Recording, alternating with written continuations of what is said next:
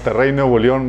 No, estamos transmitiendo desde la página de Facebook, Minas Church. También estamos transmitiendo en el canal de Minas Dominical de YouTube.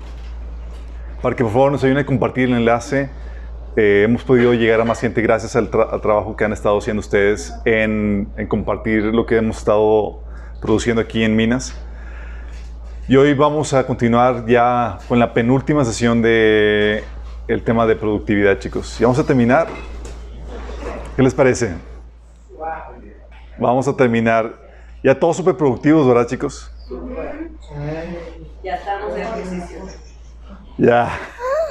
Para bajar los kilos. Ya, vamos a orar. Vamos a poner este tiempo en las manos de Dios. Amado Padre Celestial, bendito seas, te alabamos, te bendecimos, te glorificamos, Señor. Te damos gracias porque tú nos permites reunirnos el día de hoy, Señor, para alabarte, para aprender más de ti, Señor. Y hoy queremos disponer nuestro corazón para adquirir sabiduría, Señor, adquirir conocimiento que viene de ti, Padre. Ayúdanos, Señor. Que tu palabra se siembre en sus corazones y que pueda producir fruto que tú deseas para nosotros, Señor. Te lo pedimos en el nombre de Jesús. Oye, chicos, hoy estamos ya terminando la Semana Santa. En teoría, el calendario de la celebración de la Pascua judía no concuerda con el de la Pascua cristiana. Por cuestiones de sentimientos antisemitas lo pusieron diferente a la forma bíblica que debe ser, que es la judía. Pero el día de hoy comienza la Pascua judía. Hoy es la Pascua judía, de hecho, chicos. Hoy comienza. Hay mucho que decir acerca de eso. Hoy vamos a tener una celebración especial en la Santa Cena donde vamos a recordar eso con las hierbas amargas, algo de cabrito.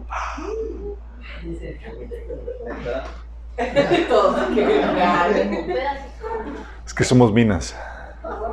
No, es que sí, no crean, es una probadita. Sí, no se emocionan. ¿Qué dices? Qué bueno que no comí. No. También, entonces vamos a tener la celebración y vamos a platicar acerca del simbolismo de las celebraciones judías y su relevancia para nuestros días. Entonces, si te pensabas salir temprano, te invito a que te quedes. ¿Sale? Vamos a continuar con el tema de la productividad. Esperamos que ya la próxima sesión sea la última. Van a ser en total 10 sesiones, Dios mediante. Pero hoy vamos a ver el principio de la inspiración, la competencia y el buen ánimo. Y vamos a recapitular, chicos. Porque no les pregunto si ya se acuerdan lo que vimos la pasada, porque me expongo vituperio. Entonces vamos a dar la recapitulación de entrada. Habíamos platicado acerca de la urgencia y la motivación. Dios espera que produzcas fruto y fruto en abundancia, chicos. No mediocremente, en abundancia. Entonces, cuando hablamos de productividad, nos concierne a nosotros, principalmente a nosotros como cristianos, porque en esto es como glorificamos a Dios y demostramos que somos sus discípulos. De eso depende qué tanta gloria le traemos a Dios, qué tanto impacto eterno vamos a tener en la gente y qué tanta recompensa vas a obtener durante la eternidad. La idea es que ninguna obra se quede en el tintero, sino que puedas hacer todas esas buenas obras que Dios preparó de antemano para ti. Y para eso hay varios principios para generar la productividad. Uno es el principio de competencia, donde tienes que comprometerte con una causa, con una misión, con una meta que tienes que establecer. El principio de orden y estructura, donde tienes que tener una agenda para darle orden y estructura a tus actividades. También el principio de enfoque, donde tienes que evitar y batear distracciones que te desvían de la tarea, de la misión que Dios te ha puesto. Vimos las técnicas incluso para evitar o pelear la procrastinación, algo con lo cual todos batallamos. También vimos el principio de medición y evaluación. Para saber cuánta productividad, qué tan productivo eres, cómo vas con tu productividad, tienes que establecer metas, estándares y medidas de desempeño. No puedes establecer metas ambiguas, tienes que poner metas medibles. Sí, puntos de evaluación a lo largo de tu desempeño para evitar que divagues o te vayas a la deriva, porque es una tendencia que todos tenemos. El principio de templanza y persistencia te enseña que necesitas la voluntad para hacer lo que debes hacer, cuando debes hacerlo y como debes hacerlo. Algo que suena de maravilla, pero es bien difícil. Y como va a haber una lucha contra ti mismo, o en tu empresa pequeñosa va a requerir la persistencia para desarrollar el hábito que te va a permitir fluir con toda libertad en esas acciones que Dios preparó para ti.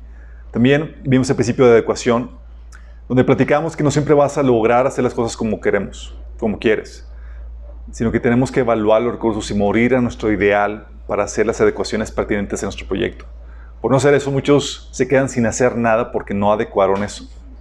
Y el impacto que pudieran haber tenido se queda en el tintero porque no adecuaron sus proyectos o su quehacer a la medida de tiempo o recursos que tenían. También vimos el principio de trabajo en equipo, donde que para ser productivo tienes que enfocarte en lo que eres bueno y delegar las demás actividades a los que tienen el talento para ello. Es decir, tienes que hacer trabajo en equipo y esto implica capacitar, confiar, más que en la persona, en el operar de Dios en esa persona. Y también va a implicar morir en tu ideal, porque cuando delegas, no siempre van a hacer las cosas como tú quieres. Los perfeccionistas batallan en delegar y hemos platicado acerca de eso. También vimos el principio del trabajo inteligente. El principio del trabajo inteligente, donde tienes que trabajar con inteligencia y con sabiduría, encontrando la mejor manera de hacer las cosas. Y eso habíamos platicado que se logra con reflexión y trabajo de investigación. Vimos también en este sentido el principio del equipo maquinaria óptima, ¿se acuerdan? Que tenemos que encontrar la mejor forma de hacer las cosas. Para esto implica encontrar, descubrir y desarrollar la maquinaria pertinente para hacer mejor tu trabajo. Y si vale la pena hacer inversiones, pues típicamente va a compensar con creces lo que vas a poder producir con esa maquinaria, con ese equipo. Sin embargo, habíamos advertido que el no tener dicha maquinaria no debe ser excusa para no producir. Y que vale más la actitud que la herramienta que puedas tener. Habíamos puesto el caso de David y Saúl. Y terminamos con el principio de maestría. Principio de maestría donde necesitas tener el dominio de tu área, para lo cual te hace más eficiente y productivo. Dominar tu área, dominarla bien, ser maestro en lo que haces, te hace más eficiente y productivo. Pero para esto se requiere no solamente que apliques los principios aprendidos, sino que tengas mucha práctica y que sigues aprendiendo de los que saben más que tú. Principio de maestría. Y vamos a ver el principio de inspiración, chicos. Principio de inspiración. Ok, quiero que entiendas esto. Este principio es uno que la Biblia repite y es uno de los más usados en la Biblia para ti hacerte productivo, chicos. Dios establece modelos que te quitan las barreras mentales de lo que puedes alcanzar, lograr o soportar, chicos. Te pone modelos, ¿sí? Y es una de las principales estrategias para incentivar a los hermanos a obtener los logros para el Señor. Pablo, por ejemplo, en Filipenses 3:17 dice: amados hermanos, tomen mi vida como modelo y aprendan de los que siguen nuestro ejemplo. Él proponía el uso de modelos, de ejemplos, para que tú te pudieras inspirar y pudieras ver lo que podrías conseguir en tu fe, en tu camino cristiano. Hebreos 13:7 dice: acuérdense de los líderes que les enseñaron la palabra de Dios. Piensen en todo lo bueno que haya resultado de su vida y sigan el ejemplo de su fe. Poniéndote el ejemplo, personas con modelos a seguir. Y esas personas te ayudan esos ejemplos, esos modelos te ponen un ejemplo de conquista, de heroísmo y de fe. Por algo dice Hebreos 6:12, hablando en este ejemplo. Dice: no sean perezosos, más bien imiten a quienes por su fe y paciencia heredan las promesas. Entonces te dice, oye, que imites a quienes por su fe y paciencia heredan las promesas. Te ponen modelos a seguir. De hecho, tanto se utiliza en este ejemplo para ayudarte, incentivarte, que produzcas, a que seas productivo para el Señor, que conquistes lo que Dios ha preparado para ti, que todo un capítulo de la Biblia se dedicó a eso. ¿Alguien sabe qué capítulo? Hebreos 11, chicos. Los héroes de la fe, que te pone como ejemplo. Dice Hebreos 11. Dice: ahora bien, la fe es la garantía de lo que se espera, la certeza de lo que no se ve. Gracias a ella fueron aprobados los antiguos. Y te empieza a platicar de los antiguos, que fueron aprobados, que fueron calificados como grandes de acuerdo a la fe. Dice: por la fe entendemos que el universo fue formado por la palabra de Dios, de modo que lo visible no provino de lo que se ve.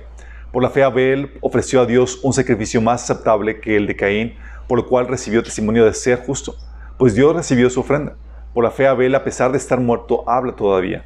Por la fe Enoc fue sacado de este mundo sin experimentar la muerte.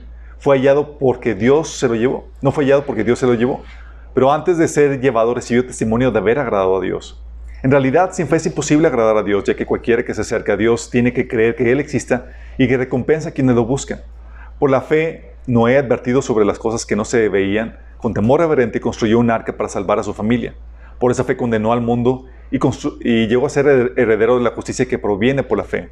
Por la fe Abraham, cuando fue llamado para ir a un lugar que más tarde recibiría como herencia, obedeció y se salió sin saber a dónde iba. Por la fe se radicó como extranjero en la tierra prometida y habitó en tiendas de campaña con Isaac y Jacob, herederos también de la misma promesa. Porque esperaba la ciudad de cimientos sólidos, de la cual Dios es arquitecto y constructor. Por la fe Abraham, a pesar de su avanzada edad y de que Sara misma era estéril, recibió fuerza para tener hijos, porque consideró fiel al que le había hecho la promesa. Así que de este solo hombre, ya en decadencia, nacieron descendientes numerosos como las estrellas del cielo e incontables como la arena a la orilla del mar.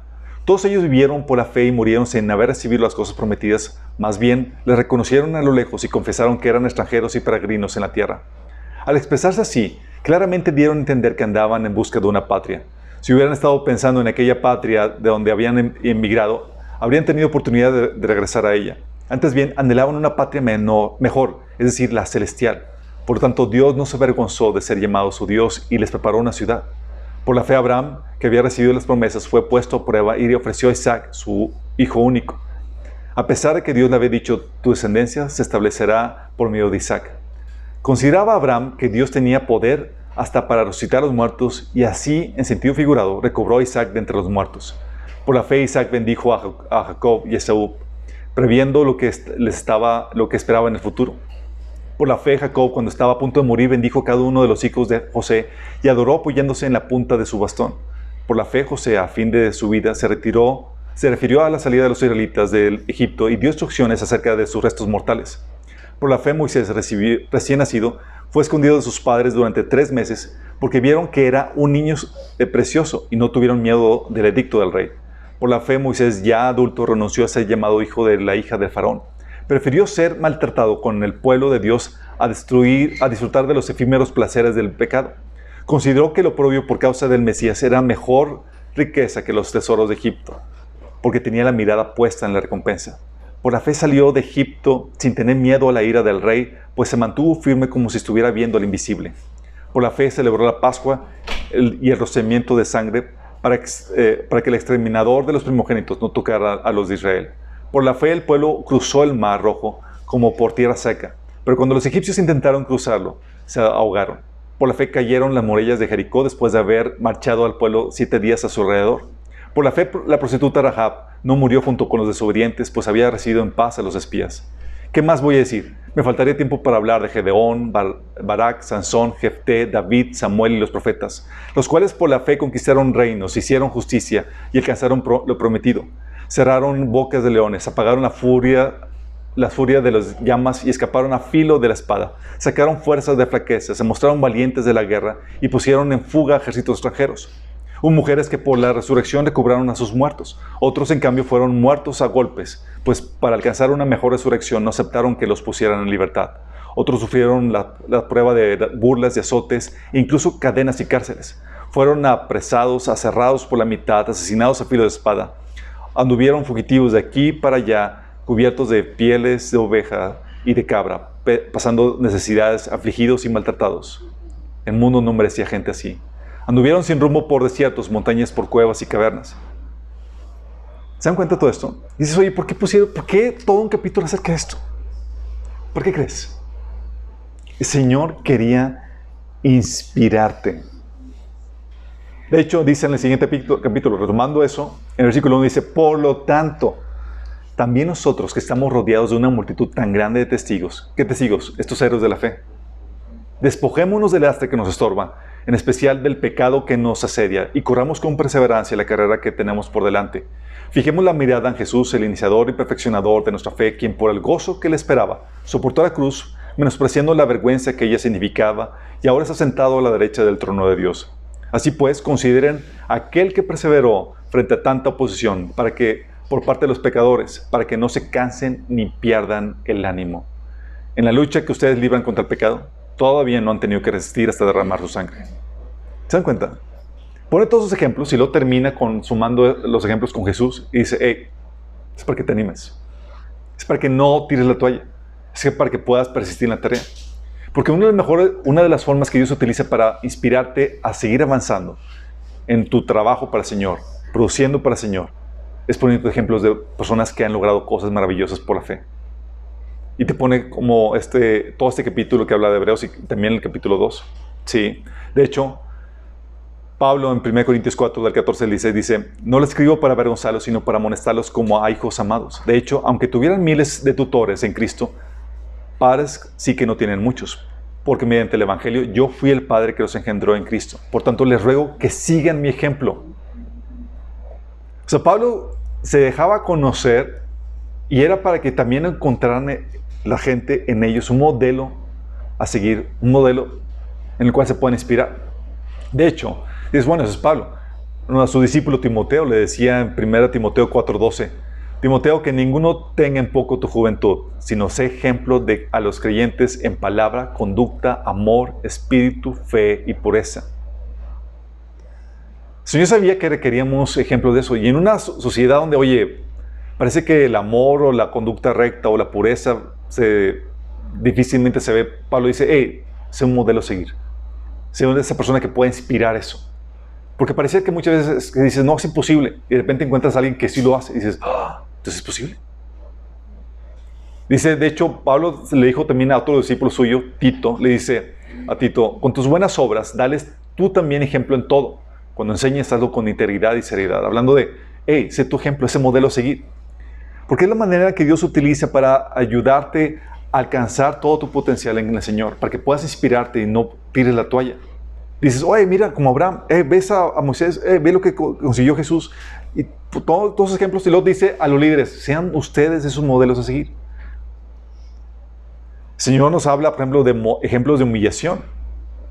Dice, a veces pensamos que ya hemos sido humillados en muchas cosas en el servicio del Señor. De repente ves a Jesús en Juan 13, de 13 al 15, cuando lavó los pies a sus discípulos. Ustedes me llaman Maestro y Señor, y dicen bien porque lo soy.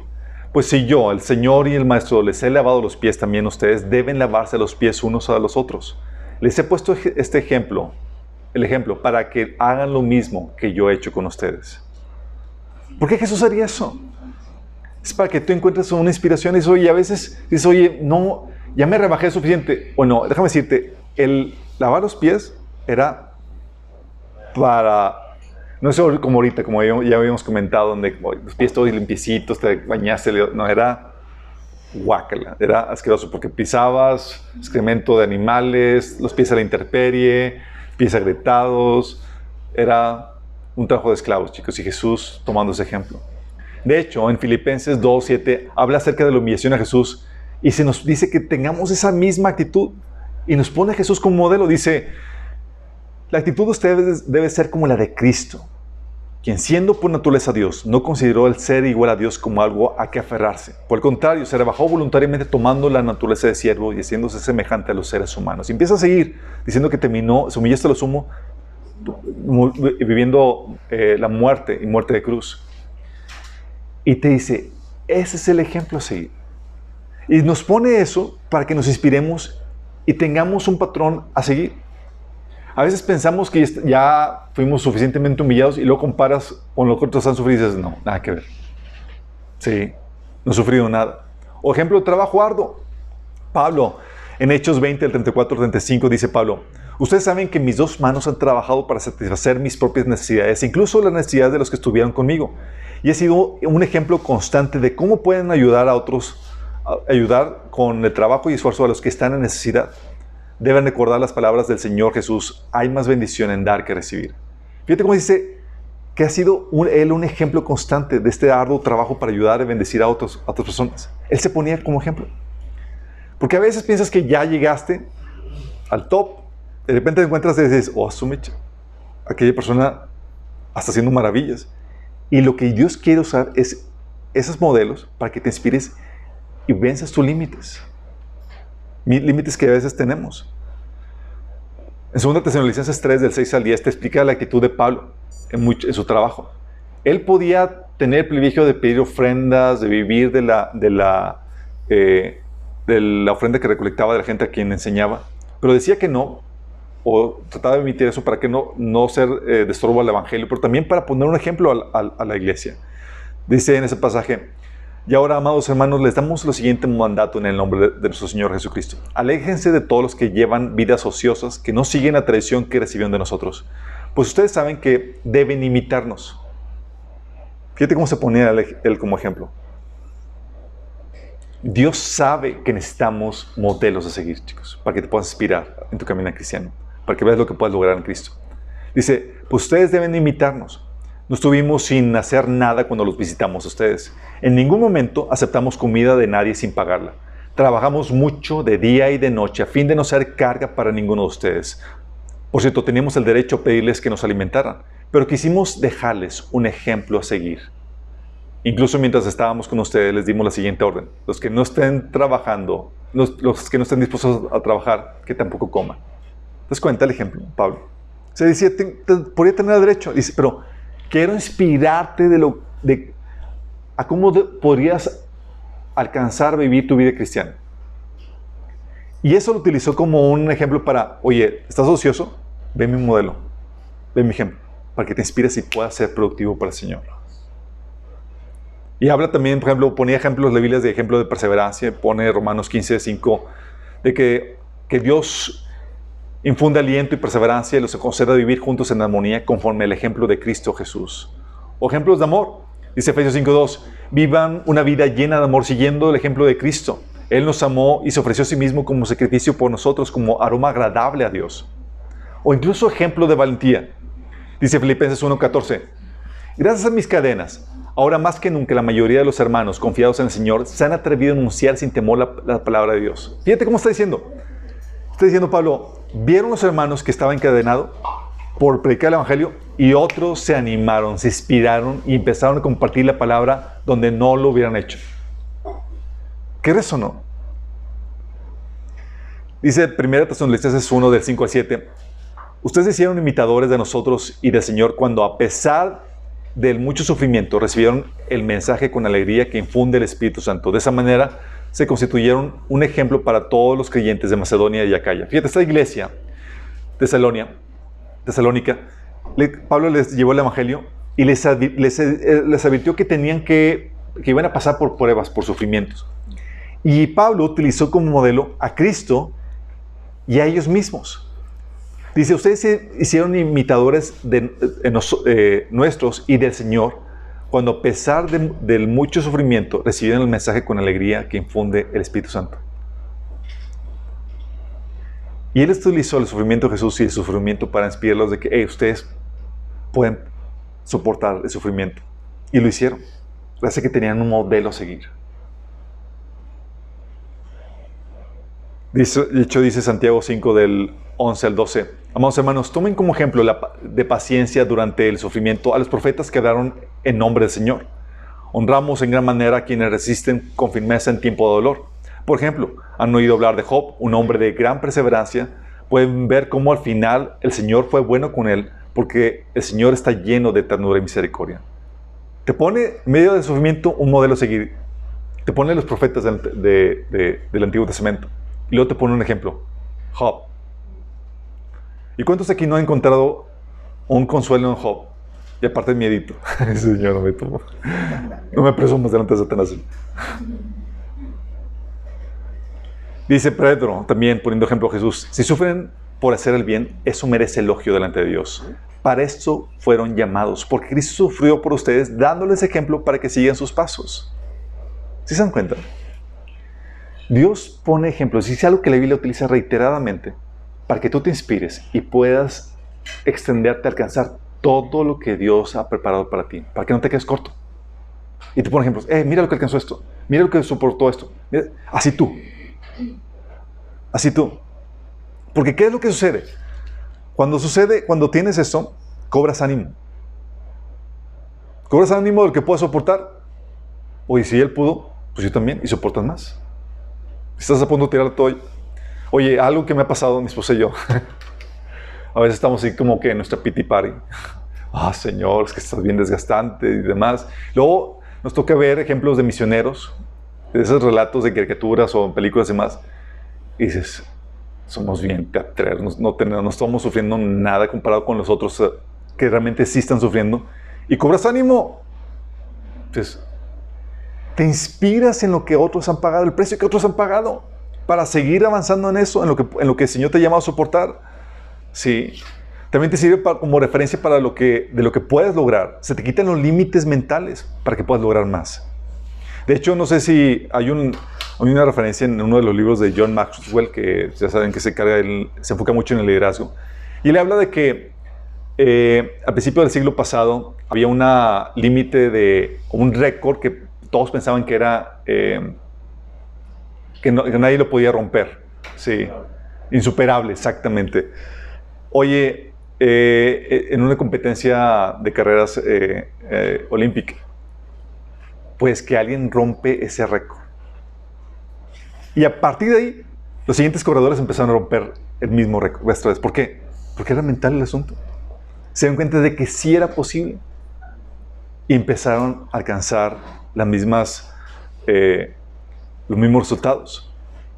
Te sirve como referencia. Tú a veces piensas, esto es imposible, no se va a poder lograr. Y de repente, ves a personas haciendo eso y dices, ¿cómo es posible?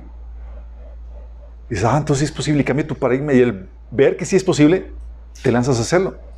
También te lleva a no claudicar. A veces donde estás a punto de tirar la toalla y ves lo que otros están pasando, otros están sufriendo y demás. Y son a veces unas cachetadas que Dios te da o goloteras para que reacciones y tomes perspectiva de esto. Sí. Recuerdo un testimonio que nos platicó mi esposa. Era una vez que se sentía físicamente mal. Estaba tirada en la cama. Estaba cansada, exhausta, desgastada y demás. Y de repente veo un video de los de Nick Vujicic. Si los han... Sí. Son cristiano que ha compartido el evangelio. Es cristiano, sí, escritor y demás, conferencista. Oye, vio el video y demás. Yo recuerdo que mi esposa, yo había platicado con ella de que, oye, no, descansa, digo, estás desgastada y demás. Y yo me fui, regreso, y ella había limpiado todo. Y yo, ¿qué pasó? Pues, ¿no te sentías más? Yo es que vi uno de los videos de Nick Vujicic, todo lo que hacía y cómo se esforzaba y cómo logró hacer esto y aquello. Yo me sentí tan mal. ¿Qué es esto? O sea, tú estás perfecto, tienes todo y no es para que... O sea, fueron como cachetadas bajo otras para ella, sí. Y se levantó, empezó y se inspiró en lo que otro estaba logrando. Sí.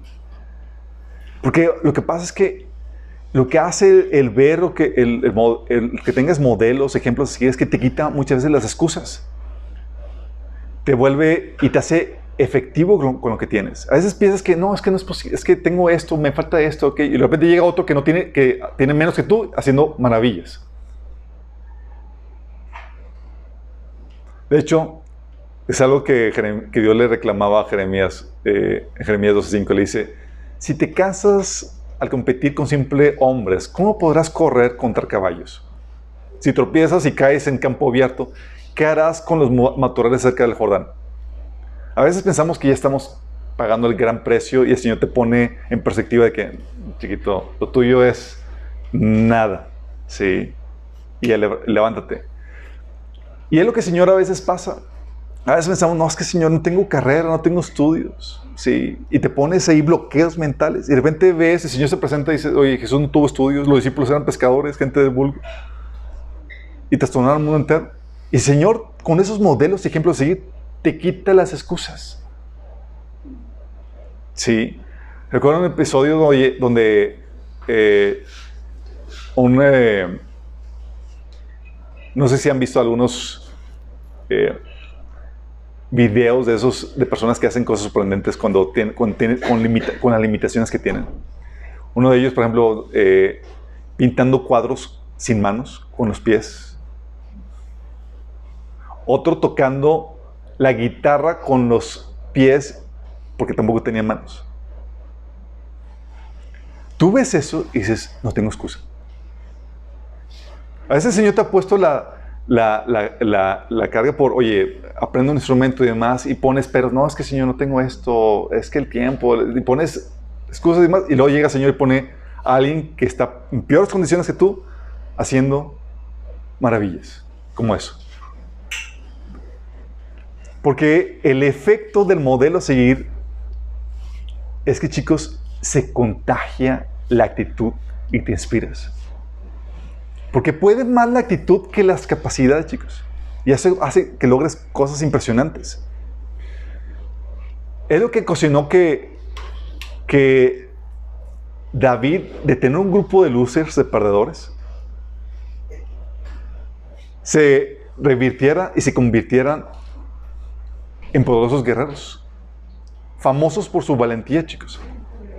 1 Samuel 22:2 dice, además, ya es que David se escondió por la persecución de Saúl en una cueva y estaba él solo y se le unió un montón de luces.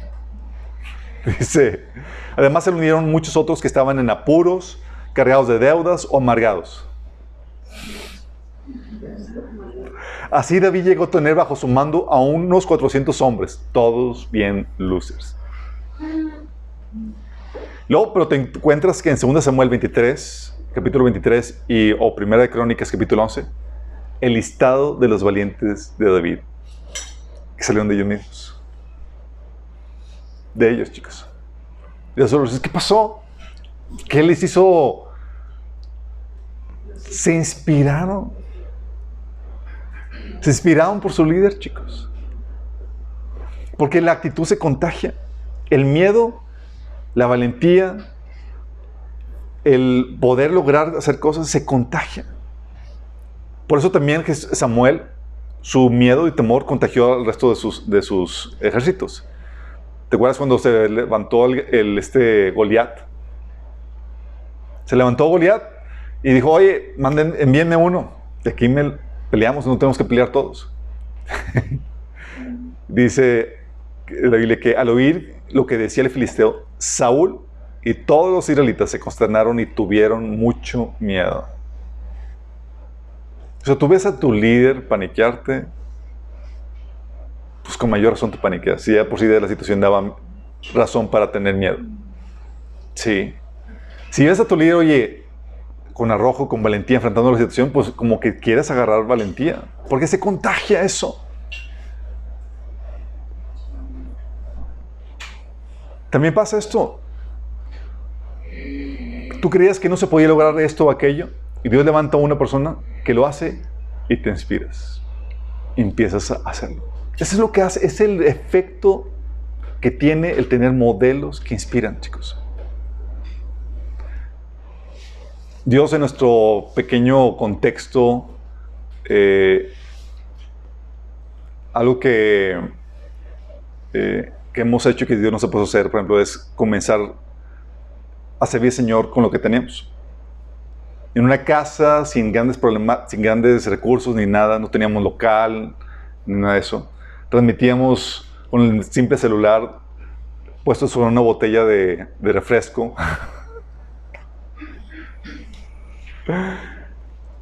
Pero, y luego era la histeria porque pues no se veía nada profesional, se veía la cocina de fondo y la cocina estaba toda mal hecha y demás. Y algunos se rasgaban las vestiduras, es que Alberto no está listo para eso.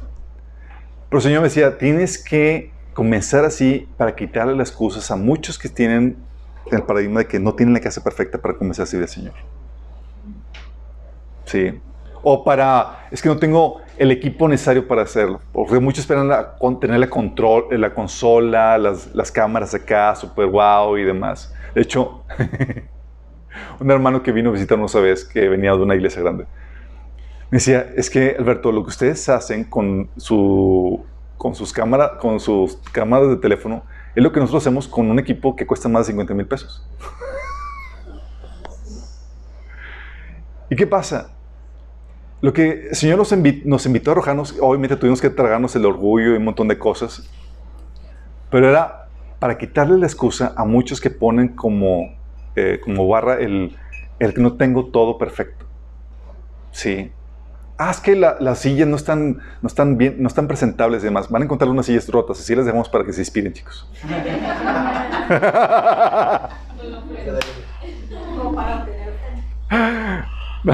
Para tener ofrenda, ¿qué tal, Suri?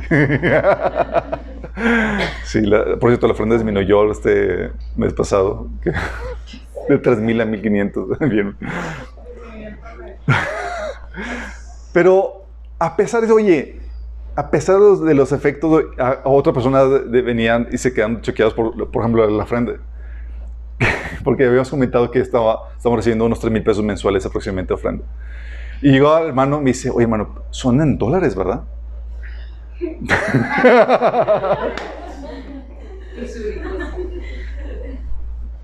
Cosita. Pero ¿por qué Dios permite eso? ¿Por qué lo menciona? No es para humillarlo ni nada, es para hacer la idea de que Dios permite eso para quitar la excusa que muchos tienen, chicos. Sí. Porque muchos tienen en la mente de que es que si no tengo esto no puedo servir al Señor, o no se puede servir al Señor y demás. Y la verdad es que Dios pone ejemplos y modelos y no se necesita nada de eso. Y te pone como ejemplo esto. Para quitarte esto y para que te puedan servir, para quitarte la excusa. Y Dios eso lo hace vez tras vez, chicos. A veces pensamos que no estoy listo y demás, y el Señor envía a personas en peores situaciones que tú, haciendo cosas que a ti te había llamado a hacer. Más como para darte una cachetada. Es el principio de la inspiración. Dios utiliza modelos vez tras vez. Y tal vez a ti Dios te quiere utilizar como modelo a seguir.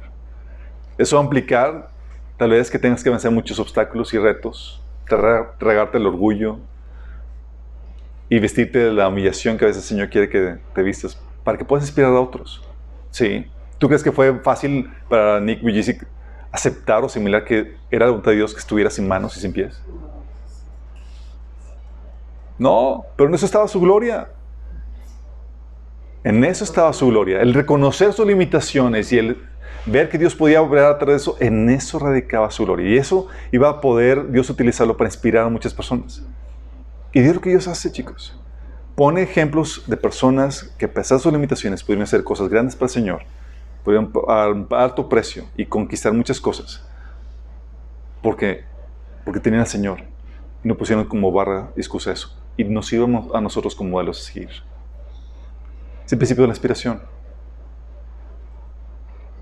Y ese principio de la inspiración es poderoso para que la gente pueda lanzarse a hacer cosas que no se hubieran atrevido a hacer. A conquistar cosas que no se hubieran atrevido a conquistar para su Señor. El otro principio es el principio de la competencia amistosa. Ok, chicos. Venimos de un contexto donde lamentablemente se ha satanizado la competencia. No sé si les ha tocado escuchar lo que nos ha tocado a mí escuchar y a mi esposa, donde padres cristianos y demás dicen que es que no debemos de competir, ¿no? Y los niños en deportes y más, es que lo importante es participar, no ganar. ¿Sí?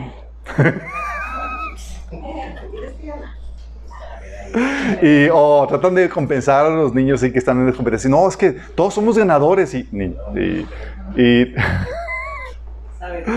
O tratan de compensar que es que vas a sentir mal a los que no obtuvieron ningún premio. Entonces mejor pues les damos premios a todos. Lo que hace ese tipo de actitudes, chicos, es que fomenta la mediocridad. Sí, lejos de aumentar la productividad y la mejora, fomenta la mediocridad. Déjame decirte, Dios es bien despiadado con esto. Que Dios es una persona que en su reino es un reino de la meritocracia, chicos.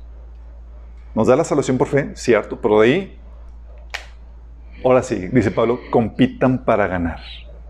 De hecho, dice 1 Corintios 9, del 24 al 26. ¿No se dan cuenta de que en una carrera todos corren, pero solo una persona se lleva el premio? Así que corran para ganar. Todos los atletas se entrenan con disciplina, lo hacen para ganar un premio que se desvanecerá, pero nosotros lo hacemos para un premio eterno.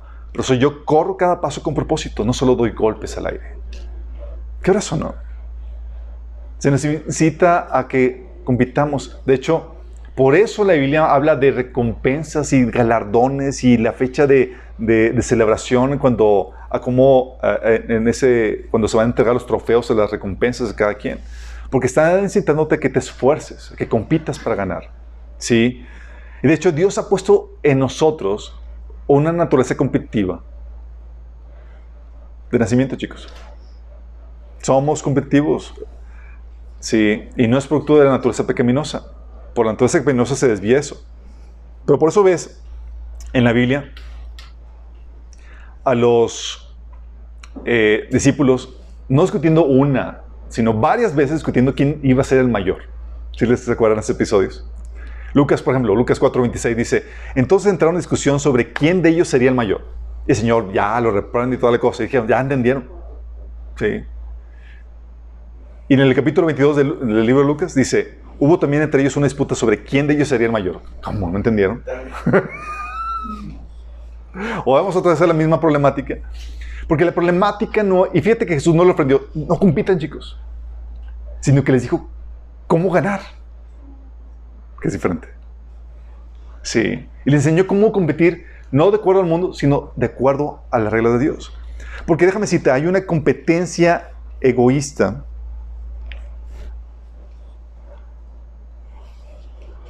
Y esto se me paralizó.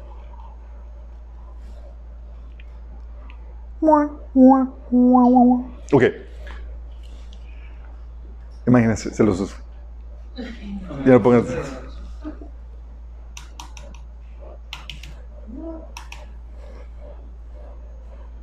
Sí, ya, se ofreció. Ok. Les debo la presentación, chicos. Pero los que están viendo en línea, Pato nos está diciendo el favor de transmitirle cómo debe ser. Gracias, Pato. Porque hay una competencia egoísta y mundana, chicos, que está basada en el egoísmo y en la envidia. Sí hay una mala competencia. De hecho, Santiago 3, del 13 al 15, te dice, si ustedes son sabios y entendidos de los caminos de Dios, demuéstranlo viviendo una vida honesta y haciendo buenas acciones con la humildad que proviene de la sabiduría. Pero si tienen envidias amargas y ambiciones egoístas en el corazón, no encubran la verdad con jactancias y mentiras. Pues la envidia y el egoísmo no forman parte de la sabiduría que proviene de Dios. Dichas cosas son terrenales, puramente humanas y demoníacas. Pues donde hay envidias y ambiciones egoístas, también habrá desorden y toda clase de maldad. Fíjate cómo está hablando de envidias y ambiciones egoístas. Hay una mala competencia, chicos. Sí, hay una competencia egoísta y mundana, que lo que busca no es la gloria de Dios, sino que busca su vanagloria. No se alegra en el éxito y el triunfo de los demás. Es como lo que sucedió con Saúl. ¿Se acuerdan después de que David mató a Goliat? ¿Qué pasó con Saúl? Lo celebró a David, lo felicitó.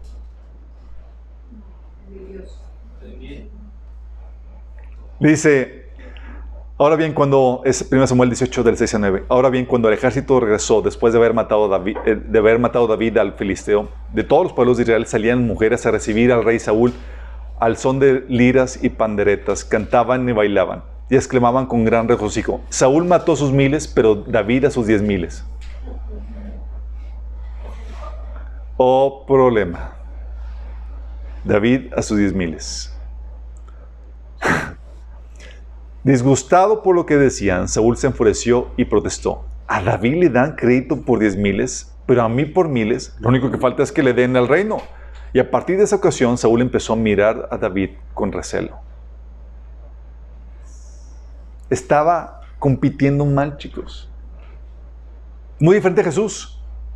Juan 14:12. De ciertos digo que el que cree en mí, las obras que yo hago, él las hará también, y aún mayores hará, porque yo voy al Padre.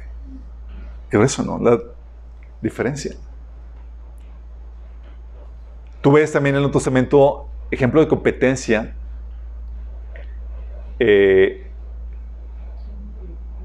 en dar, por ejemplo. Algo que se caracterizaba a la iglesia primitiva es que eran muy generosos para poder ayudar a los hermanos en necesidad. Había muchas necesidades en ese entonces, chicos. Dice Hechos 4 del 3, del 32 al 37. Todos los creyentes estaban unidos de corazón y en espíritu. Consideraban que sus posesiones no eran propias, así que compartían todo lo que tenían. Los apóstoles daban testimonio con poder de la resurrección del Señor y Jesús del Señor Jesús y la gran bendición de Dios estaba sobre todos ellos. No había necesitados entre ellos porque los que tenían terrenos o casas los vendían. ¿Te imaginas, chicos? Vendían los terrenos y las casas, pero a diferencia de cómo se maneja hoy en día, que los daban al pastor, aquí era para distribuirlos entre los miembros de la iglesia. Qué grueso, ¿no? Oye, pues así aquí no va a la iglesia. ¿Qué pasa que me toca una?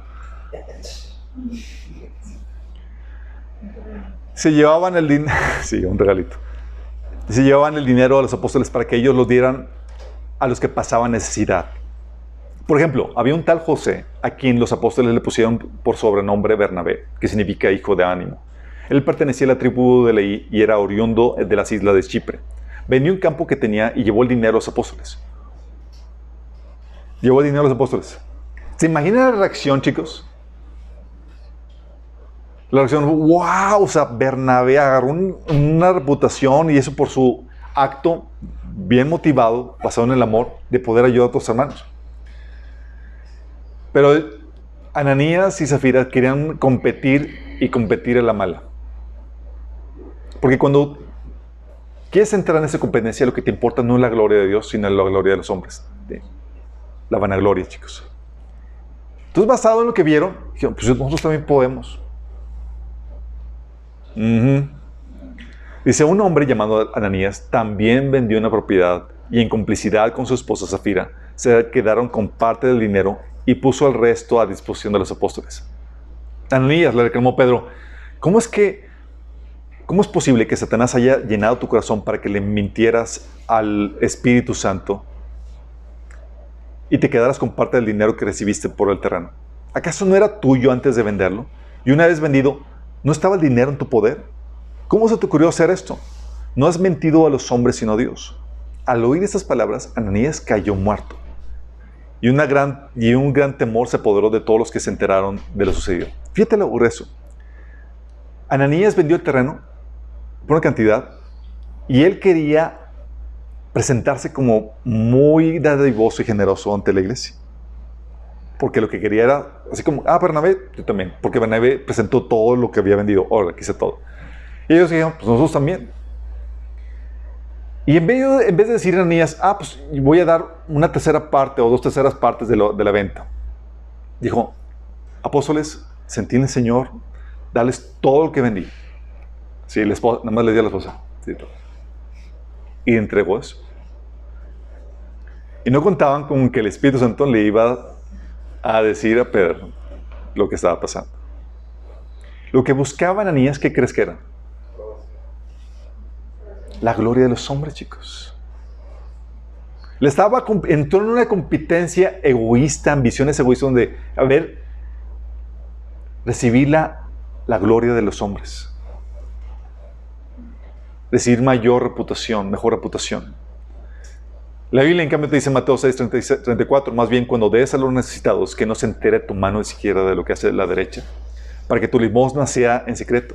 Así tu Padre, que ve lo que se hace en secreto, te recompensará. ¿Qué es eso, no?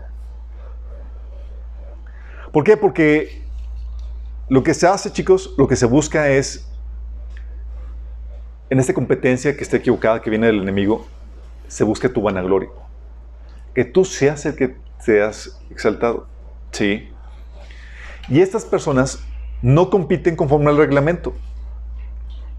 Dice 2 Timoteo 2:5, asimismo el atleta no recibe la corona de vencedor, sino si no compite según el reglamento. Fíjate cómo está hablando Pablo acerca de la competencia. Dice, tienes que competir de acuerdo al reglamento. ¿Y violan el reglamento? ¿En qué sentido? Que buscan su gloria y no la de Dios. Wrong. Buscan opacar y denigrar la competencia, aunque sean del mismo equipo. Wrong. Causan divisiones y rencillas. Equivocado. Se pone la zancadilla al resto. Como Diótrefes, el de 1 Juan capítulo 3. ¿O se acuerdan los discípulos cuando le prohibieron a una persona, a un seguidor de Jesús que liberaba demonios en su nombre? Porque lo que haces es buscas opacar a los demás. No te interesa que el nombre del Señor sea más exaltado, sino lo que te interesa es que seas tú solamente. Te interesa solamente tu vanagloria. Lo que buscas es competir para ver quién es mejor a los ojos del mundo, no a los de Dios. Sí. Y es una competencia mundana. ¿Por qué? Porque compite de acuerdo a los estándares del mundo. ¿Cómo? Caen en el error de juzgar por las formas y no la esencia. Entonces se enfocan en la forma.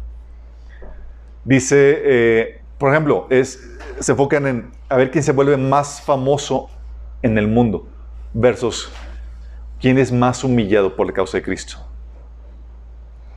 Es muy diferente, chicos. Una competencia mundana es voy a enfocar en conseguir lo que el mundo me ofrece. Fama, por ejemplo. Versus en el cuerpo de Cristo, en el reino de Dios, es a ver quién es humillado más por causa de Dios.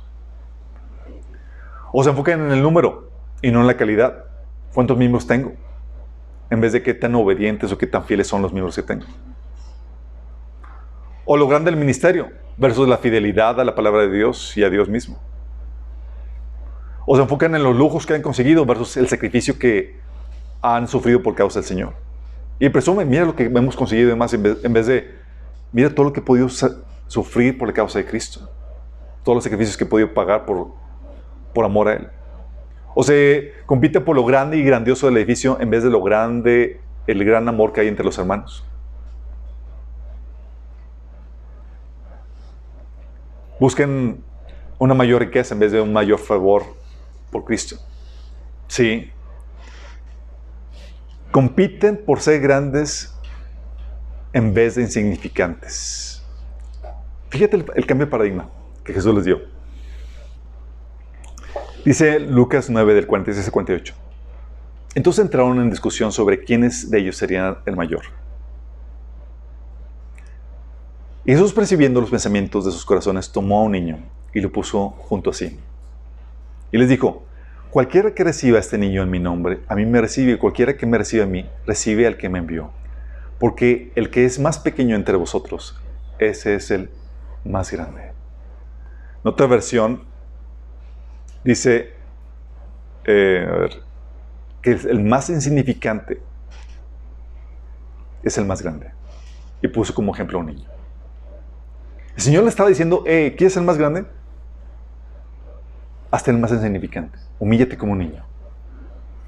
Jesús no está diciendo, no, aquí no hay competencias. Está diciendo, ¿quieres realmente ser grande? Te voy a decir cómo. En la segunda vez que empezaron a discutir los discípulos, decía, hubo también entre ellos una disputa sobre quién de ellos sería el mayor. Pero les dijo, los reyes de las naciones se enseñorean de ellos y los que sobre ellas tienen autoridad son llamados benefactores, bienhechores. Mas no así vosotros, sino sea el mayor entre vosotros como el más joven y el que dirige como el que sirve. Porque ¿cuál es el mayor? ¿El que se sienta a la mesa o el que sirve? ¿No es el que se sienta a la mesa? Mas yo estoy entre vosotros como el que sirve. Hablando de que ¿quieres ser mayor? Te voy a decir cómo. Tienes que ser el esclavo, el siervo de todos. Fíjate que no te está diciendo, Señor, no compitas, no seas, nada más te está cambiando el paradigma. El Señor estaba llevando a lo que es la competencia amistosa, chicos. ¿Qué es la que utilizan los deportes? ¿Alguien que haya practicado un deporte? Sí. ¿Qué es lo que te enseñan cuando gana tu contrincante? Cuando gana tu contrincante te enseñan a felicitarlo, a ser un buen perdedor, ¿a poco no? A reconocer los buenos atributos, logros de tu competencia, a celebrar el triunfo de tu competencia. Sí. Si gana tu contrincante y lo felicitas, no lo tomas como tu enemigo. Sabes perder. Reconoces el buen desempeño de la competencia. Bueno, esa es la competencia amistosa que se utiliza en los deportes. Y eso lleva a que la gente pueda buscar destacar en sus habilidades, cualidades, porque está compitiendo con otras personas más. Pero sabe que si alguien fue mejor, no se enoja por eso. Simplemente lo reconoce y sabe felicitarlo y gustarse con el que ganó. Sí.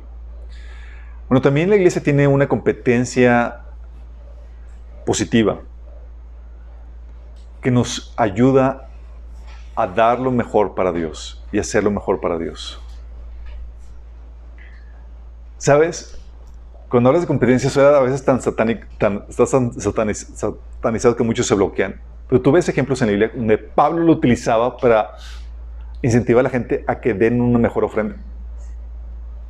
Fíjate lo que dice Pablo, 1 Corintios 8, del 1 al 9. Dice, no, fíjate la astucia, el colmillazo de Pablo. Dice, ahora quiero que sepan, amados hermanos, lo que Dios en su bondad ha hecho por medio de las iglesias de Macedonia. Le está escribiendo a la iglesia de Corintio y le estaba platicando de la iglesia de Macedonia, chicos. Esas iglesias están siendo probadas con muchas aflicciones y además son muy pobres, pero a la vez reposan en abundante alegría, lo cual se desbordó en gran generosidad. Pues puedo dar fe de que dieron no solo lo que podían, sino aún mucho más, y lo hicieron por voluntad propia. ¿Por qué le está poniendo? Nos suplicaron una y otra vez el privilegio de participar en la ofrenda por los creyentes en Jerusalén. Incluso hicieron más de lo que esperábamos, porque su primer paso fue entregarse ellos mismos al Señor y a nosotros tal como Dios quería. Así que le hemos pedido a Tito, quien los alentó a comenzar a dar, que regrese a ustedes y los anime a completar este ministerio de ofrendar. Dado que ustedes sobresalen en tantas maneras, en su fe, en sus oraciones, talentos, su conocimiento, su entusiasmo y el amor que reciben de nosotros, quiero que también sobresalgan en este acto bondadoso de ofrendar. ¿Te estás dando cuenta? Como ustedes son los mejores en oración, en talentos, en conocimiento, quiero que también sean los mejores en dar. Fíjate la astucia de este Pablo. Dice, no estoy ordenándoles que lo hagan, pero pongo a prueba qué tan genuino es su amor al compararlo con el anhelo de otras iglesias. Ustedes conocen la gracia generosa de nuestro Señor Jesucristo. Aunque era rico, por amor a ustedes se hizo pobre para que mediante su pobreza pudieran hacerlo ricos. ¿Sí se dan cuenta de lo que dice Pablo? ¿Qué hizo Pablo? Los puso en competencia con las iglesias de Macedonia. Y los están incentivando. Ustedes, chicos, sobresalen, son los mejores en todo lo que tiene que ver con oración, talento, conocimiento. Y ustedes también pueden sobresalir en esto. Pueden destacar en esto. Y puso en comparación con otras iglesias. Entonces Pablo estaba aplicando la competencia para incentivarlos a que puedan dar lo mejor para el Señor. ¡Qué heavy! ¡Qué heavy! Pablo está diciendo, ustedes pueden sobresalir también en esto, chicos. Y Jesús también comparaba, chicos, para que la gente pudiera sobresalir. Por ejemplo, ¿te acuerdas cuando habló de la viuda? Marcos 12, del 43 al 44. Jesús llamó a sus discípulos que estaban ahí ofrendando en el templo. Y llega una viuda y da 3 moneditas ahí. Y Jesús llamó a sus discípulos y les dijo, les aseguro que esta viuda pobre ha echado en el tesoro más que todos los demás. Estos dieron de lo que les sobraba. Pero ella, de su pobreza, echó todo lo que tenía, todo su sustento. ¿Qué estaba haciendo el Señor? Estaba fomentando esta competencia donde sí quieres compartir, pero es en los términos sobre los cuales Dios mide esa competencia. Y estaba empezando a decir, sí, ellos dieron más, pero fue de las obras.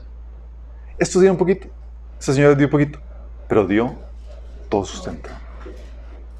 Ella dio más. Ella tiene más mérito que el resto de esos ricos que dieron nada más de sus obras. ¿Y por qué el Señor puso esto en la palabra? Para que sepamos en qué términos se está compitiendo, chicos. Filipenses 4, del 15 al 17 dice, como saben, Filipenses, ustedes fueron los únicos que me ayudaron económicamente cuando les llevé la buena noticia por primera vez. Luego seguí mi viaje desde Macedonia. Ninguna otra iglesia hizo lo mismo. Fíjate, aquí está comparando la iglesia de Filipenses con las otras iglesias. Si ustedes me ayudaron económicamente, y ninguna iglesia lo hizo. ¡Wow! Sí, bien por ustedes. Incluso cuando estuve en Tesalónica, ustedes me mandaron ayuda más de una vez. No digo esto esperando que me envíen una ofrenda. Más bien, quiero que ustedes reciban una recompensa por su bondad. ¿A poco no te incentiva darte cuenta de que estás sobresaliendo en eso. Y estás recibiendo elogio por eso, una aprobación. Una aprobación que sabes que viene primeramente de Dios porque sabes que está haciendo lo correcto. Sí. Se utilizaba incluso, el Señor incluso utilizaba la competencia para incentivar una mayor entrega y compromiso. ¿Te acuerdas cuando Jesús abordó a Pedro? En Juan 21:15 Jesús le dijo a Simón Pedro, Simón, hijo de Jonás, ¿me amas más que estos?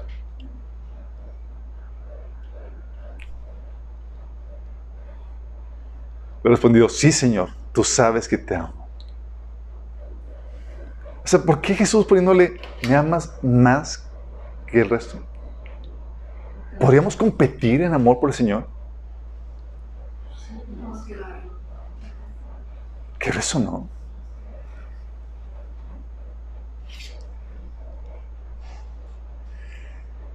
Incluso utilizaban la competencia para incentivar la permanencia. En Hebreos 10:39 dice el autor de Hebreos, pero nosotros no somos de los que se vuelven atrás y acaban por perderse, sino los que tienen fe y perseveran para vida. Te pone, ¿quieres ser de los losers? No. Persevera para vida. Sí, por eso la Biblia también menciona al que venciere. Pone en ti, estás despertando el espíritu de competencia para que puedas alcanzar hasta el final y puedas vencer. Para incentivarnos incluso a que no vivas a medias la vida cristiana. 1 Corintios 9 del 24 al 26, como ya habíamos leído, dice, ¿no se dan cuenta de que una carrera todos corren, pero solo una persona se lleva el premio? Así que corran para ganar. Todos los atletas se entrenan con disciplina y lo hacen para ganar un premio que se desvanecerá, pero nosotros lo hacemos por un premio eterno. Aquí te están incentivando a que le entres de lleno a esta competencia, a este caminar de la fe. Incluso Pablo lo usaba para incentivar un arduo trabajo. ¿Se acuerdan cuando Pablo decía que él trabajaba más que los demás apóstoles? Dices, ¿cómo se le ocurrió decir eso? Pablo tuvo que caer en eso para llevarles a explicarles un punto, ¿sí? Que tiene que ver con desenmascarar a los falsos apóstoles. Pero eso, además de ese punto, te saca a relucir que Pablo sabía que estaba trabajando más que los demás. O sea, no le pasaba desapercibido. O sea, Pablo veía a Pedro y decía, creo que yo puedo trabajar aún más para el Señor.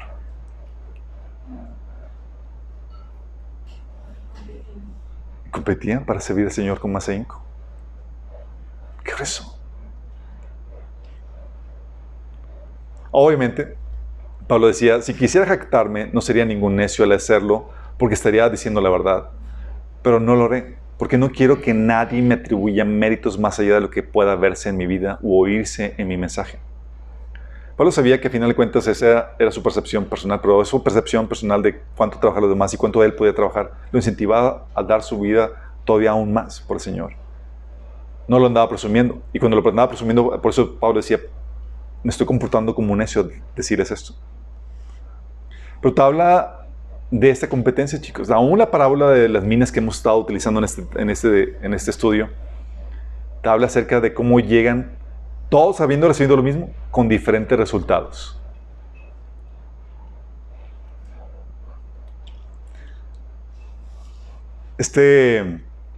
Incluso a veces Dios, con tal de picarnos un poquito la cresta, pone ejemplos para despertar, por ejemplo, en el varón, una sana competencia. ¿Te acuerdas cuando había una crisis de liderazgo de varones y Dios tuvo que levantar a Débora? Dice en Jueces 4, del 6 al 9, Débora mandó llamar a Barak, hijo de Abinoam, que vivía en Cedes de Neftalí, y le dijo, Señor, el Dios de Israel ordena, ve y reúne en el monte de Tabor a 10,000 hombres de la tribu de Neftalí y de la tribu de Zabulón. Yo atraeré a Sisara, jefe del ejército de Javín, con sus carros y sus tropas, hasta el arroyo de Quizón. Ahí lo entregaré en tus manos. Barak le dijo, no iré si tú no me acompañas. De lo contrario, solo iré si tú me acompañas. De lo contrario, no iré. ¿Está bien? Iré contigo, dijo Débora. Pero por la manera en que vas a manejar este asunto, la gloria no será tuya, ya que el Señor lo entregará en manos de una mujer. ¿Sabes qué estaba haciendo el Señor aquí? Estaba picando el orgullo del varón, chicos. Sí, bueno, va a ser la gloria por medio de una mujer. Sí. Y es lo que el Señor hace, chicos. Lucas 19, del 24 al 26, en la parábola de las minas, el Señor le dijo al que no produjo nada: quitarle la mina y darle al que tiene las 10 minas. Y ellos le dijeron: Señor, tiene 10 minas.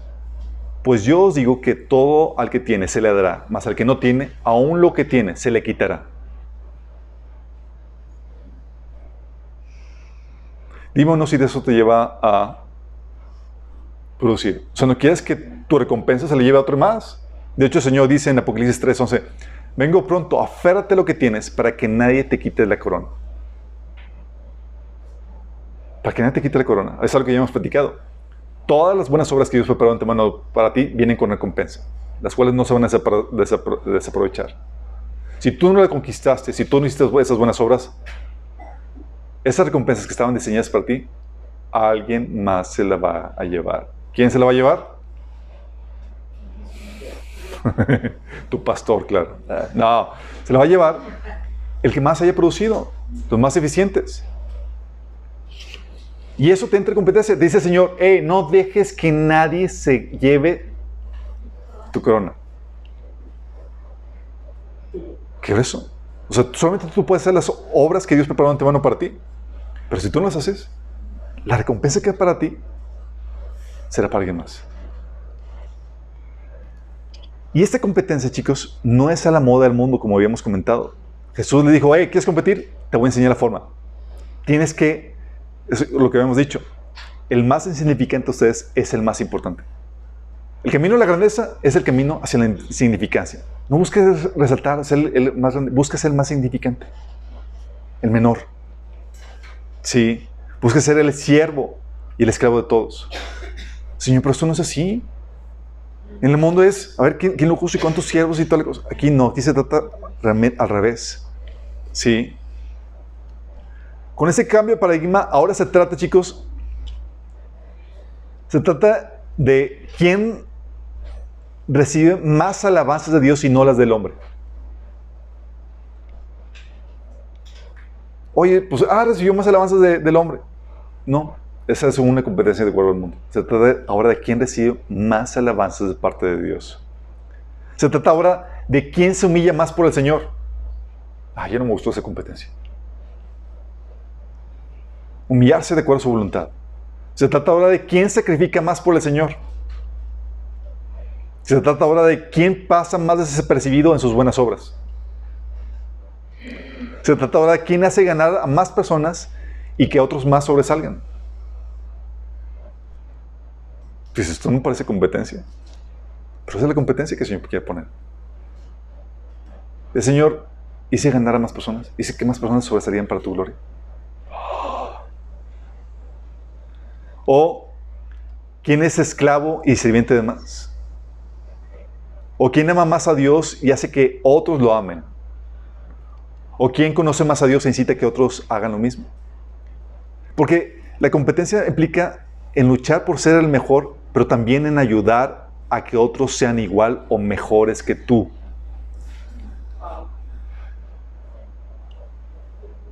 Esa es la competencia en la cual el Señor nos ha puesto. ¿Te imaginas una competencia así? O sea, el Señor dice: sí, tienes que buscar ser el mejor, pero también es ayudar a que otros sean igual o mejores que tú. Entre más gente ayudes, más recompensa. Y entre menos sobresalga yo, más recompensa. Y este tipo de competencia, sí, chicos, produce más unidad, más cooperación, más servicio, más amor, más excelencia, y que salga todo tu potencial. Porque estás compitiendo correctamente. Ahora se trata de competir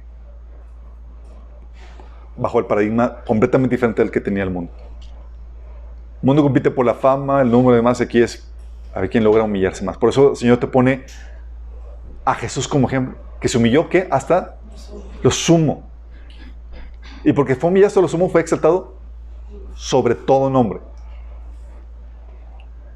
No podremos jamás igualarnos a lo que Él hizo, pero nos da un ejemplo a seguir. Por eso tenemos casos de competencias amistosas, chicos. Sí. Es algo que platicamos en el taller de varones, de Viva el Patriarcado. Oye, ves a hermanitas buscando al Señor, apasionadas y demás. Y tú sabes que el Señor nos ha puesto como líder, como cabeza de nuestro hogar y demás, de la iglesia. Es para que te indignes y sí tengas una sana competencia. No de los que se ponen las zancadillas unos a otros, sino de los que buscan profundizar más en el Señor, en su relación. Oye, ves a la semana sirviendo con más ahínco, tú más, porque tú debes ser modelo a seguir. Oye, compitiendo también con los más jóvenes en la iglesia. Oye, personas que años en la fe. Luego llega un recién convertido o una persona nueva en la fe, pero ¿qué crees? Con más madurez que tú. Con más madurez que tú. Y eso es para que te pongas las pilas, te pongas a corriente y te pongas bien con el Señor. Esa competencia amistosa, chicos, también es lo que te lleva a desarrollar hábitos. Oye, ¿ves que el hermano pudo leer varios libros al año? Y dices, yo no leo nada. Te incentives. Esas competencias amistosas también lo que hace que en los equipos de ventas de los negocios pues, se pongan en competencia unos a otros para ver quién recibe mayores bonos o compiten entre sí, se reconozca a los que produjeron más. Porque este tipo de competencias fomenta la productividad. Equipos de trabajo, quién termina primero, quién hace un mejor trabajo, se recompensa ese tipo de faenas y se le reconoce porque se está buscando que más gente imite ese trabajo.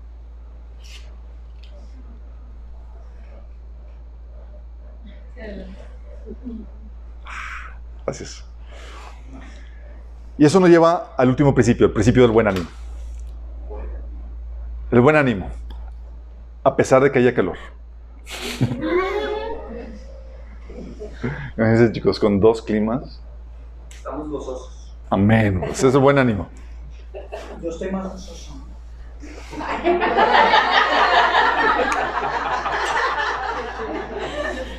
Explicándolo bien.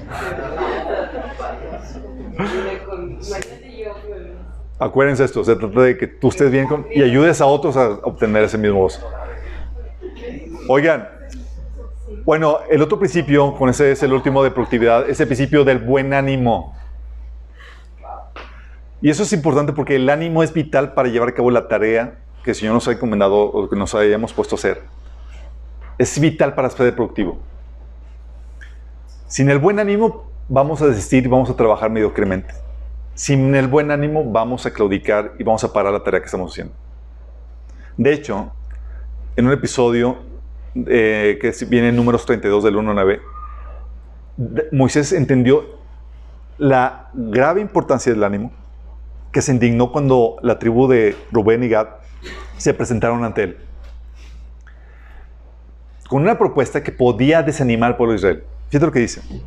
Las tribus de Rubén y Gad, que tenían mucho ganado, se dieron cuenta de que las tierras de Jazer y Galad eran apropiadas para la ganadería. Así que fueron a decirles a Moisés, al sacerdote Eleazar y a los jefes de la comunidad: las tierras de Atarot, Dibón, Jazer, Nimrá, Hezbón, Eleale, Sebán, Nebo, Beón, las conquistó el Señor para el pueblo de Israel y son apropiadas para la ganadería de sus siervos. Esas tierras, chicos, estaban afuera de la tierra prometida. No era la tierra que habían sido llamados a conquistar. Todos estos chicos dijeron: oye, ¿se ven bien esas tierras? Pues mejor, ¿para qué entramos a la tierra prometida? Nos quedamos con estas. Dice: si nos hemos ganado tu favor, permítenos tomar estas tierras como heredad. No nos hagas cruzar al Jordán. Entonces Moisés le dijo a los rubenitas y a los gaditas: ¿les parece justo que sus hermanos vayan al combate mientras que ustedes se quedan aquí sentados? Los israelitas se han propuesto conquistar la tierra que el Señor les ha dado. ¿No se dan cuenta de que esto los desanimaría? Esto mismo hicieron los padres de ustedes cuando yo los envié a explorar la tierra de Cades Barnea. fueron a inspeccionar la tierra en el valle de Escol, y cuando volvieron desanimaron a los israelitas para que no entraran en la tierra que el Señor les había dado. El desánimo ocasionó que los israelitas no entraran en la tierra prometida. Dios quería que conquistaran eso para su gloria y demás. ¿Se desanimaron? No. Y Moisés estaba protegiendo el buen ánimo para que pudieran perseverar en la tierra que Dios les había encomendado, chicos. Por eso también en Deuteronomio 20, del 1 al 8, se da esta instrucción. Dice, cuando salgas a pelear contra tus enemigos y veas un ejército superior al tuyo, con muchos caballos y carros de guerra, no les temas, porque el Señor tu Dios, que te sacó de Egipto, estará contigo. Cuando estés a punto de entrar en batalla, el sacerdote pasará al frente y exhortará al ejército con estas palabras. Escucha, Israel, hoy vas a entrar en batalla contra tus enemigos. No te desanimes ni tengas miedo, no te acobardes ni te llenes de pavor ante ellos, porque el Señor tu Dios está contigo. Él peleará en favor tuyo y te dará la victoria sobre tus enemigos. Luego, los oficiales le dirán al ejército, si alguno de ustedes es miedoso o cobarde, que vuelva a su casa, no sea que desanime también a sus hermanos. ¿Sí te das cuenta? O sea, la instrucción era, no te cobardes, no te desanimes, no tengas miedo. Y para proteger el buen ánimo, corrían del ejército a los cobardes. ¿Por qué? Porque el buen ánimo es vital para que puedas llevar a cabo la tarea que Dios te ha puesto. Vital.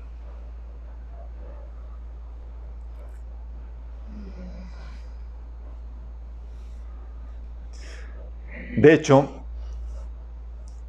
en una estrategia que cuando el hijo de David se rebeló contra él y David tuvo que salir huyendo, estaban discutiendo qué estrategia tener para atacar a David. Y el factor principal que les ayudó a determinar la estrategia para pelear contra David fue el ánimo que iban a producir. El ánimo o desánimo. Fíjate lo que dice en 2 Samuel 17, del 7 al 10. Absalón había preguntado consejos, atendieron el consejo a varias personas y luego le tocó a Husai. Dijo, esta vez el plan de Ahitofet no es bueno, respondió Husai. Usted conoce bien a su padre David y a sus soldados, son valientes y deben estar furiosos como osa salvaje a la que se le ha robado su cría. Además, su padre tiene mucha experiencia como hombre de guerra y no de pasar la noche en las tropas. Ya debe estar escondido en alguna cueva o en otro lugar. Si él ataca primero, cualquiera que se entere dirá, ha habido una matanza entre las tropas de Absalón. Entonces, aún los soldados más valientes, que son tan bravos como un león, se van a acobardar, pues todos los israelitas saben que David, su padre, es un gran soldado y cuenta con hombres muy valientes. O sea, para evitar este desánimo ante un posible ataque, tuvieron que poner otra estrategia. El ánimo, desánimo es vital, chicos. ¿Y sabes qué se utiliza para poder lograr este ánimo? ¿O este desánimo? Palabras de ánimo. Las palabras de ánimo te llevan a producir, a alcanzar lo que no hubieras pensado, porque tú puedes cambiar la actitud con las palabras que estás diciendo.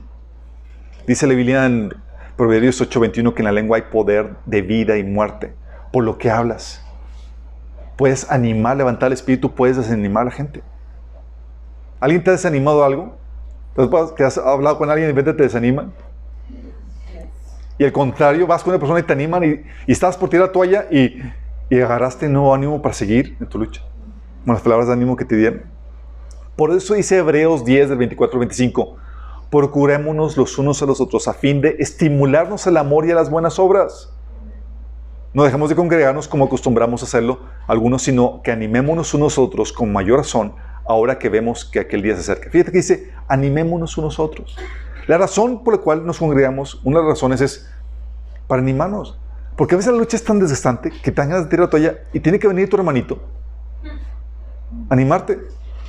Y nos animamos mutuamente para seguir esta batalla. ¿Sí les ha pasado?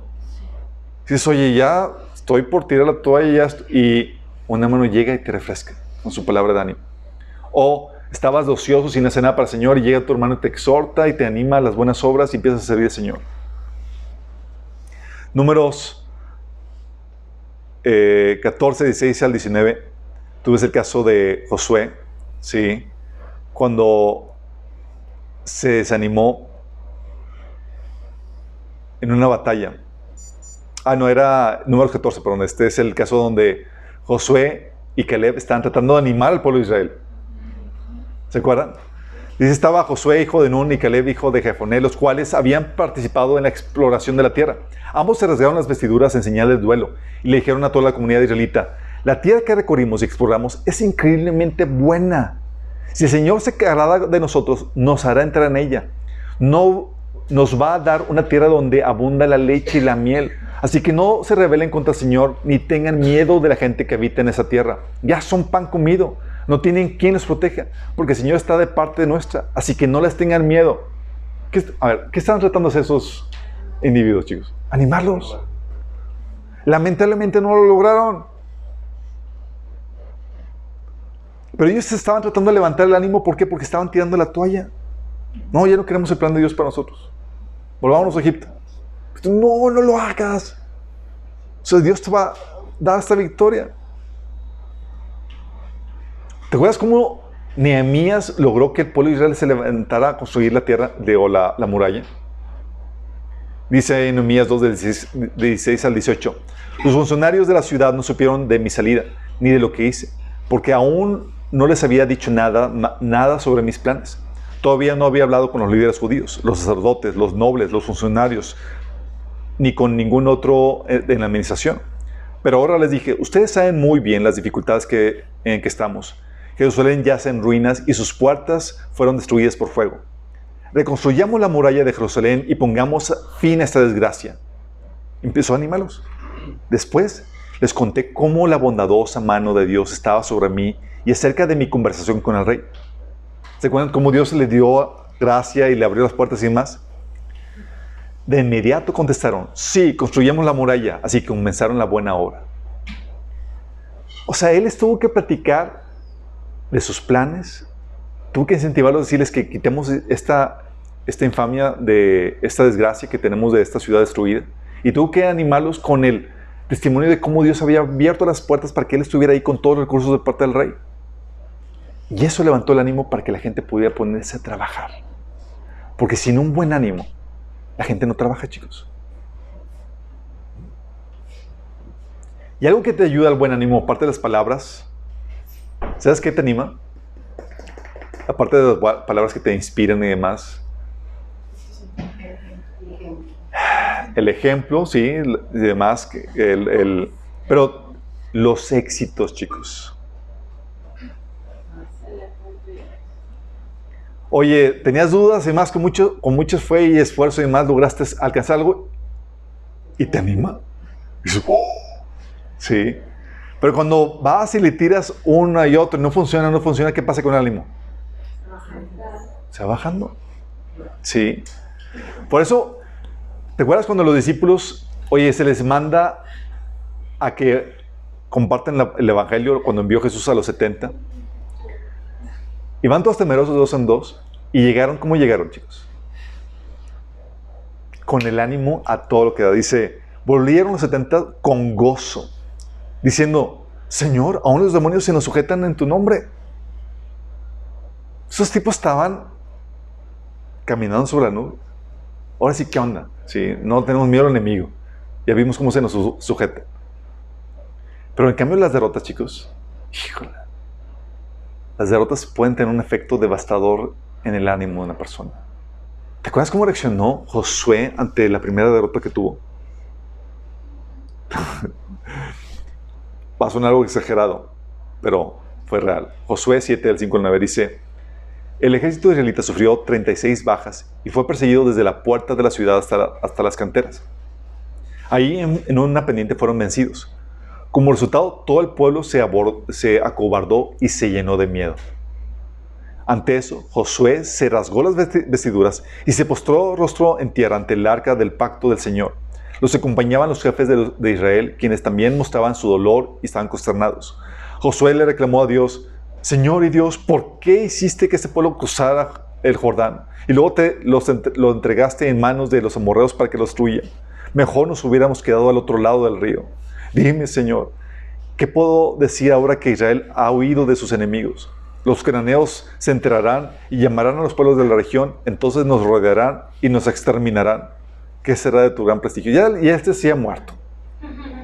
Ya van a venir y van a acabar con nosotros. Estaba con el ánimo por los suelos, acobardado, ya listo para ser aniquilado por las ciudades vecinas. ¿Por qué? ¿Qué pasa con la derrota, chicos? El ánimo baja. ¿Te ha pasado que tienes un fracaso y dan ganas de no volver a intentarlo? Sí. Porque el desánimo te hace improductivo. Y es una estrategia que el enemigo utiliza para que no vuelvas a producir. ¿Y sabes cómo se contrarresta eso? Cuando uno vive un fracaso, se tiene que racionalizar o explicar por qué sucedió ese fracaso. Y se tiene que dar una solución para levantar el ánimo otra vez. Dices, fallaste porque no aplicaste esto y esto. Si lo aplicas, ya va a suceder el éxito que estabas esperando. ¿Me explico? Fíjate cómo Dios le contestó a Josué en ese lamento, en esa pitipare que estaba teniendo. El Señor le contestó, levántate, ¿qué haces ahí postrado? Pues tiene como Señor la borra. El Señor le dice, los israelitas han pecado y han violado la alianza que concerté con ellos. Se han apropiado del botín de la guerra que debe ser destruido y lo han escondido entre sus posesiones. Por eso los israelitas no podrán hacerle frente a sus enemigos, sino que tendrán que huir de sus adversarios. Ellos mismos se acarrearon su destrucción. Y si no destruyen ese botín que está en medio de ustedes, yo no seguiré a su lado. Levántate, purifica el pueblo, diles que se consagren para presentarse ante mí mañana. Y yo, Señor, Dios de Israel, declaro, la destrucción está en medio de ti, Israel. No podrás resistir a tus enemigos hasta que hayas quitado el oprobio que está en el pueblo. Mañana por la mañana se presentarán por tribu. La tribu que yo señale, por suerte, se presentará a sus clanes. El clan que el Señor señale presentará a sus familias, y la familia que el Señor señale presentará a sus varones. El que sea sorprendido en posesión del botín de guerra destinado a la destrucción será quemado junto con sus familias y sus posesiones, pues ha violado el pacto que el Señor ha causado el oprobio de Israel. ¿Qué el Señor dijo? Le mostró el porqué del fracaso y le dio la solución. Tú puedes tener los fracasos que tú quieras, pero tu ánimo no se va a compensar, no se va a levantar si no entiendes por qué fracasaste y la estrategia para contrarrestar eso. ¿Sí? Tienes que entender por qué sucedió las cosas. Y es la manera en cómo levanta el ánimo incluso de la gente alrededor. Porque si no tienen buen ánimo, no van a ser productivos, chicos. Por más que los llevas a la guerra, no se van a apuntar. Y esto, chicos, la estrategia del buen ánimo es lo que típicamente se utiliza, por ejemplo, ¿sabes en qué negocio? En los negocios muchos de multinivel. Tienen que constantemente bombardear a la gente con testimonios de personas exitosas y ánimos y cosas que han logrado, ¿sí? Incluso testimonios de personas que han producido mucho para aumentar la productividad del equipo de ventas. Llaman a motivadores, chicos, para poder levantar el ánimo, hacerles ver que sí pueden. Porque con el buen ánimo se puede lograr mucho. Tú tienes que entender esto. Porque, oye, quiero hacer que mi equipo sea productivo. Sabes que va a requerir buen ánimo a su parte. Y tú puedes dar ese buen ánimo con palabras de aliento.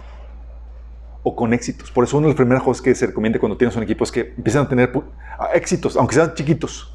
Pero eso levanta la moral y el ánimo de la gente. Para que sigan poniéndole galleta y todo el empeño al trabajo que están haciendo. Porque si no, se van a ir menguando el ánimo. Y se van a ir siendo menos productivos, a punto de que tiran la toalla.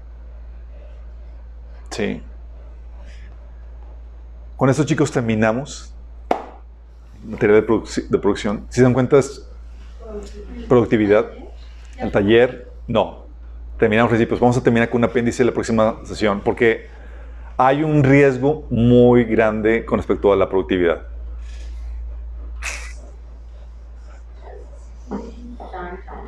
Y deben saber qué onda con eso. Pero eso lo vemos en la próxima sesión. ¿Oramos?